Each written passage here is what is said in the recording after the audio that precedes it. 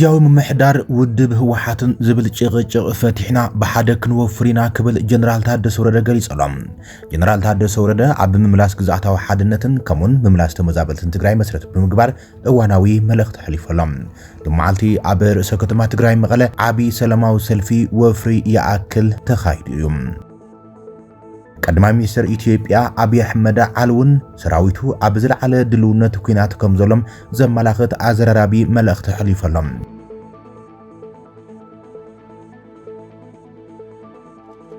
አዛዝ ሰራዊት አሜሪካ ምስ አዛዝ ሰራዊት ኢትዮጵያ ፊልድ ማርሻል ብርሃኑ ጁላ ኣብ አዲስ አበባ ወተሃደራውን ጸጥታውን ኩነታት ዘትዮም ኣብ ሓበራዊ ምርዳእ ከም ዝበጽሑ ገሊጾም ኣሎም። ብዛዕባ እቲ ዝተኻየደ ዘተ ክንነግረኩም ኢና። ነበርቲ ዓበይቲ ከተማታት እስራኤል ቴል አቪቭን ሃይፋን ህይወቶም ንምድሓን ካብተን ከተማታት ክጉዕዙ ኢራን አጠንቂቃ። እስራኤል ኢራን ንመራሕቲ እስራኤልን አሜሪካን ንምቕንጻል ወጢና ብምባል ከሲሰሞሎም። ሚኒስትር ጉዳያት ወጻኢ ኢራን ለመዓልቲ ምስ አውሮፓውያን መዘነታቱ ድማ ኣብ ስዊዘርላንድ ጀኔቫ ተራኺቦምሎ። ብዛዕባ እዚውን ክንነግረኩም ኢና። ክቡራትን ፍትዋትን ተኸታተልትና ትግራይ ሆራይዘን ይኹም ኣብ ምክትታል ዘለኹም ዝኸብረ ሰላምታና ኣብ ዘለኹም ይብጻሕኩም። ሰብስክራይብ ላይክ ሼር እንዳገበርኩም እዋናዊ ዜናታትን ሓደሽቲ ምዕባለታትን በብእዋኑ ክበጽሕኩም እዮም።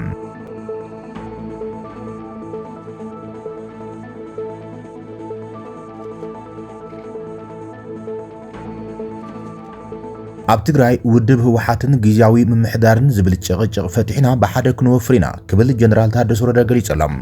ጊዜያዊ ምምሕዳር ትግራይ ኩሎም ጸገማት ብሰላማውን ፖለቲካውን መንገዲ ንክፍትሑ ብዝለዓለ ቆራጽነት ከም ሰርሕ እቲ ፕሬዚደንት ቃል ኣትሎም።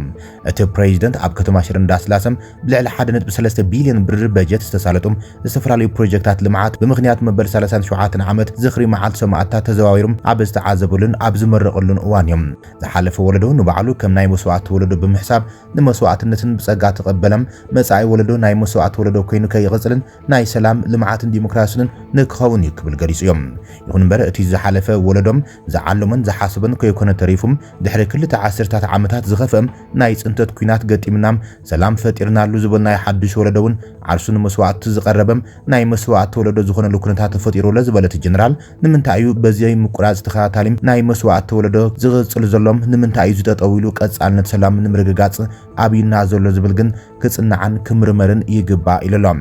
ሰላም መሰረታዊ ባህጊ ህዝቢ ትግራይ ዝበለት ጀነራል ኩናት ዕንወትን ብርሰትን ከም ዘስዕብ ልዕሊ ህዝቢ ትግራይ ክምስክር ዝኽእል የለን ኢሎም። በስምምዕነት ፕሪቶሪያ ደው ዝበለም ኩናት ዘላቕ ሰላም ከረጋግጽን ኩናት ፈጺሙ ከይደግስ ንምግባርን ብልዑል ትኹረት ንሰርሐለን ኢሎም። ይኹን እምበር ኣብዚ ቁልፊ ዕንቅፋት ኮይኖምና ኣብ ዘለው ሓደን ብሕታውን ጉዳይ ተመዛበልቲ ናብ መረበቱ ምምላስን ውሕስነት ላዕላውነት ትግራይን ብሓፈሻም ኩነታት ናብ ቅድሚ ምጅማር ኩናት ናብ ዝነበርዎ ናይ ምምላስ ጉዳይ ኢሎም። ቀጻልነት ሰላም ዝረጋገጽ ኩናት ናብ ካሊእ እዋን ብምትሕላፍ ዘይኮነስ ንኩናት ምኽኒት ዝኾኑ ኩሎም ብሰላማውን ፖለቲካውን መንገዲ ክፍትሑ ምግባር ኢሎም።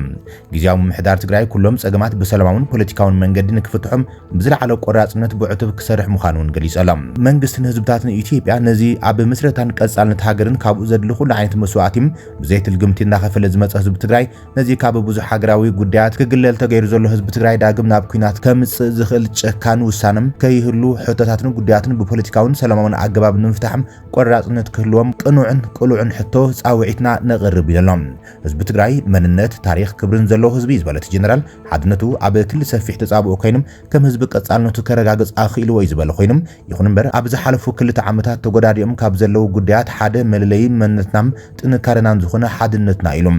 ጊዜያዊ ምምሕዳር ትግራይ ሓድነት ህዝቢ ትግራይ ናብ ቦትኡ ንምምላስ ዓብይ መደቡ ገይሩ ይሰርሐሎ ዝበለት ጀነራል ነዚ ክብል እውን ህዝቢ ትግራይ ንባዕሉ ይህን ምሂን ተባሂሎም ዘለው ጸገማት ዝፈትሕሉን ዝወሰኖ ዝትግበረሉን ዋዕላታት ህዝቢ ከመቻች ኢሎም። ኣብ ትግራይ ኣብ ውሽጣም ዕጥቃዊ ብረት ብምልዓል ብሓይሊ ንምፍታሕ ምኽኒት ዝኸውን ጸገም የለን እዩ ዝበለት ጀነራል ብመሰረት እዚ ጊዜያዊ ምምሕዳር ትግራይ ዕጥቂ ዝሓዘ ይኹን ዘይሓዘም ድሌታቱ ብሓይሊ ክፍጸም ዝደሊ ወይ ድማ መፍትሒ ጸገሙ ኣብ ትግራይ ኮይንካም ዘይኮነስ ካብ ትግራይ ወፂኻ ንምፍታሕ ዘሎ ኣረኣያን ተግባርን ብሰላማውን ፖለቲካውን መንገዲ ክፈትሖን ትግራዋይ ንባዕሉ ክዳመየሉ ዝኽእል ኩነታት ፍጹም ከይህሉን ክግበር ዝግብኦ ኩሉ ክግበር ይድማይሎም።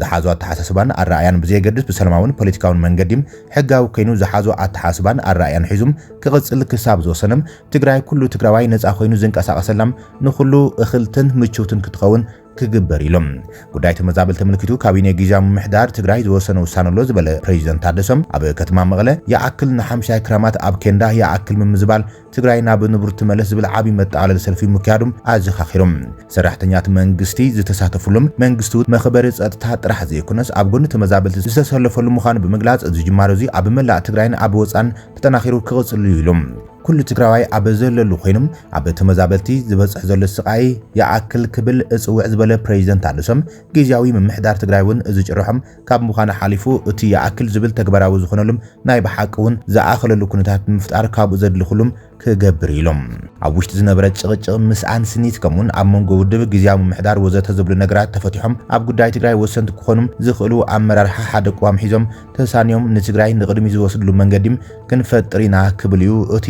ፕሬዚደንት ቃልኣቶም ትማሊ ምስ ውድባት ፖለቲካ ዝተራኸበ ቀዳማይ ሚኒስትር ኢትዮጵያ አብይ አሕመድ ተመዛበልቲ ትግራይ ንምምላስ ሚእታዊት ድልዋቲና ክብል ተዛሪብዮም ዛጌት ተመዛበልቲ ናብ ራያ ከም ዝተመለሱ ብምዝኽኻር ምስ ግዚያዊ መንግስቲ ትግራይ ኣብ ጉዳይ ወልቃይት እውን ምምኽኻር ይካየድ ከም ዘሎን ብምግላጽ ዜጋታት ንፖለቲካዊ ረብሓ ከይተጠቐሙ ናብ ቦታኦም ዝምለሱሉ ኩነታት ንኢትዮጵያ ይዝረብሕ ክብል ገሊጽዮም ቅድሚ 4 ወይ 5 ዓመት ዝነበረ ናይ ውግዕ ዓቕሚ ሕጂ የለን ኣብ ዝተፈለየ ኩነታት ኢና ዘለና ብምባል ልዑልልውነት ሰራዊት እውን ገሊጽዮም ብዝተኻለ መጠን ንውግእ ምትራፍ ግን መንግስቱ ትኹረት ሂቡ ይሰርሕ ከም ዘሎ ዝገለጸ እቲ ቀዳማይ ሚኒስትር እቲ ናይ ሰራዊት ምድላውን ብጥንኻርን ድማ ከም ውግእ መትረፊ ብምግባር ይገሊጽዎም ኢትዮጵያ ኣብ ሰራዊታ ኣዝዩ ልዑል ዓቕሚ ከም ዝሃነጸት ብምጥቃስ ዓለም እናኸፈ ዝኸይ ዘሎ ኩነታት ስለ ዘሎ ነዚና ንሃንጽ ዘለና ኩናት ቅድሚ ምጅማር ደጋጊምካ ምሕሳብ የድሊ ክብል እዩ ብወገኑ ዝተገብረ ምድላዋት ገሊጹ ዘሎ ኢትዮጵያ ድሕሪ ስምምዕነት ፕሪቶሪያ ዝለዓለ ኢንቨስትመንት ኣብ ሰራዊታ ብምግባር ብዕጥቅን ከምውን ብድልውነት ሰራዊትን በዝሕን ኣብ ልዑል ምድላዋት ከም ዘላ ይዝግለጽ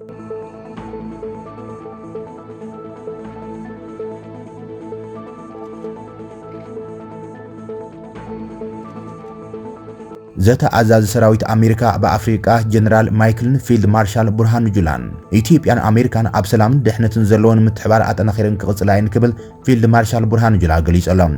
ኢትዮጵያን አሜሪካን ኣብ ጉዳይ ሰላምን ድሕነትን ዘለውን ኩሉ መድያ ምትሕባር አጠናኺረን ከም ዝቕጽላም ኢታማዦር ሹም ሓይልታት ምክልኻል ኢትዮጵያ ፊልድ ማርሻል ቡርሃኑ ጁላ ተዛሪቡም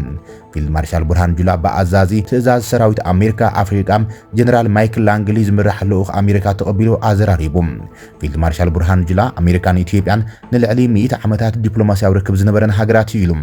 ክልቲአን መሓዙት ሃገራት ኣብ ቀጻሊ ኣብ ዓውዲ ምክልኻል ምትሕባር ዝከኣለን ጉዳያት ኣብ ምርዳእ ከም ዝበጽሓን እውን ገሊጾሎም ብተወሳኺ ኣብ ጉዳይ ጸጥታ ኣብ ቀይሕ ባሕርን ቀረን ኣፍሪካን ኣብ ጉዳይ ኩነታት ዞባ ሓበራዊ ርድኢት ኣብ ዘለዎም ናይ ሓባር ረብሓ ምትሕባር ዘፍቅዱም ጉዳያት እውን ተሰማሚዖም ኣሎም ጀነራል ማይክል ላንግሊ ብወገኖም ኢትዮጵያ ኣብ ቀረን ኣፍሪካ እቲ ዞባን ልዑል ተራእቲ ትጻወት ሃገር እያ ኢሎም ብፍላይ ኣብ ሶማልያ ሰላም ንምምስራት ግብረ ሽበራ ንምምካትን ዝግበር ዘሎ ጻዕሪ ኣድናቆት ገሊጽሎም ኣብ ዘካይድ ወዘተ ኩነታት እቲ ዞባ ብንጹር ከም ዝተረዳዱን ኣብ ወተሃደራውን ጸጥታውን ጉዳያት ድማ ብሓባር ንምስራሕ ከም ዝተሰማምዑን ኣመልኪቶሎ ተሓበሬታ ኣብቲ ዘተ አምባሳደር አሜሪካ በኢትዮጵያ ኤርቪን ማሲንጋ ዝርከቦም ላዕለዎት መራሕቲ ወተሃደራዊ ሓይሊ ኢትዮጵያን አሜሪካን ተረኺቦም ከም ዝነበሩ ሚኒስትር ምክልኻል ኢትዮጵያ ሓቢሮሎም ኢትዮጵያን አሜሪካን ኣብ ጉዳይ ሰላምን ድሕነትን ብሓባር ናይ መስራሕ ኣሰራርሐን ኣጠናኺረን ክቕጽላ እየን ክብል እዩ እቲ ፊልድ ማርሻል ኣስሚሩሎም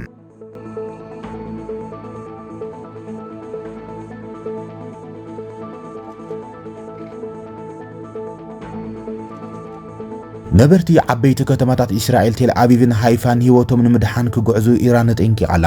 ብዓም ኣይተሽሓት ዝቑጸሩ ነበርቲ ርእሰ ከተማ ኢራን ቴህራን እውን አንጻር እቲ ዝተጀመረ ኩናት ሰላማዊ ሰልፊ ኣካይዶም ሓዱሽ ጠቕላሊ ስታፍ ሓይልታት ኢራን ሜጀር ጀነራል ዓብድራሂም ሙሳቪ ኣብ ዘውፅኦ ናይ ቪድዮ መልእኽቲ ክሳብ ሕዚ ክካየድ ዝጸንሐ ስርሒታት ናይ ምክልኻል መጠንቀቕታ ነይሩ ብምባል ቀጻሊ ስርሒታት ኢራን ብሕዚ ክስዕብ ምዃኑ የፍሊጡ ዘሎ እዚ ከምዚ ኢሉ እንከሎ ድማ ሚኒስትር ምክልኻል እስራኤል ንሂዝቦላ ምስ ኢራን ተላፊኖም አንጻር እስራኤል ከይትኩስ ተጠንቂቖሎም ሚኒስትር ምክልኻል እስራኤል ካትዝ ንጉጅለ ሂዝቦላ ሊባኖስ ጥንቃቐ ክገብር ተሓሳሲቦም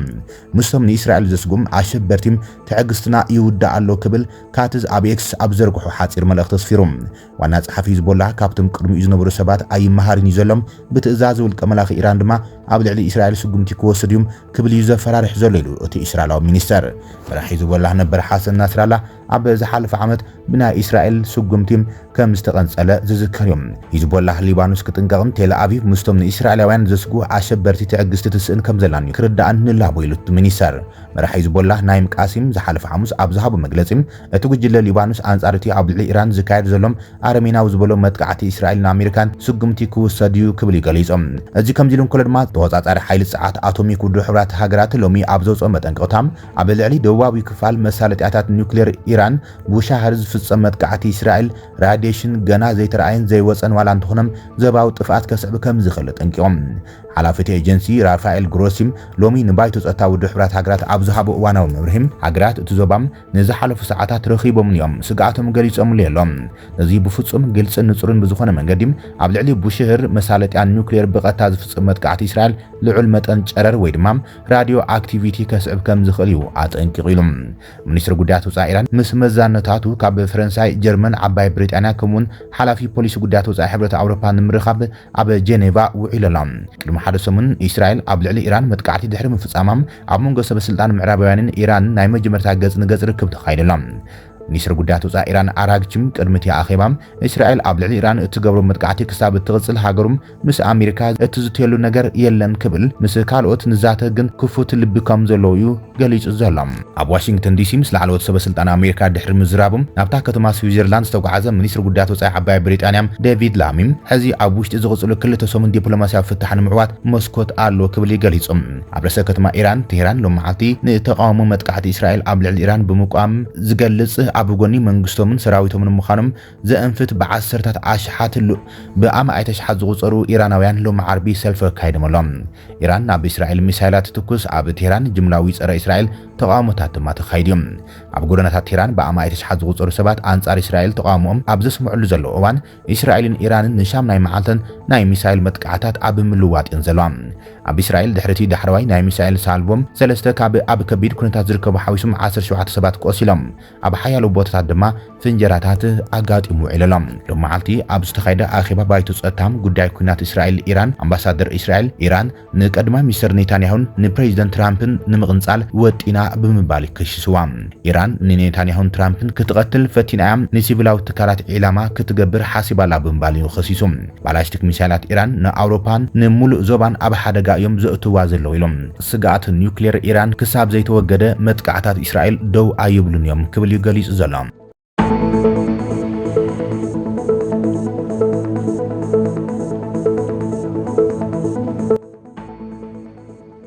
ዝኸበርኩም ተኸታተልቲ ዜናታትና ነዚ ሰዓት ዘተኣኻኸቡ ናይ ሓደሽቲ ምዕባለታትን ዋናዊ ዜናታትን ዛዚምና ንምክትታለኹም ነመስግን ሰላም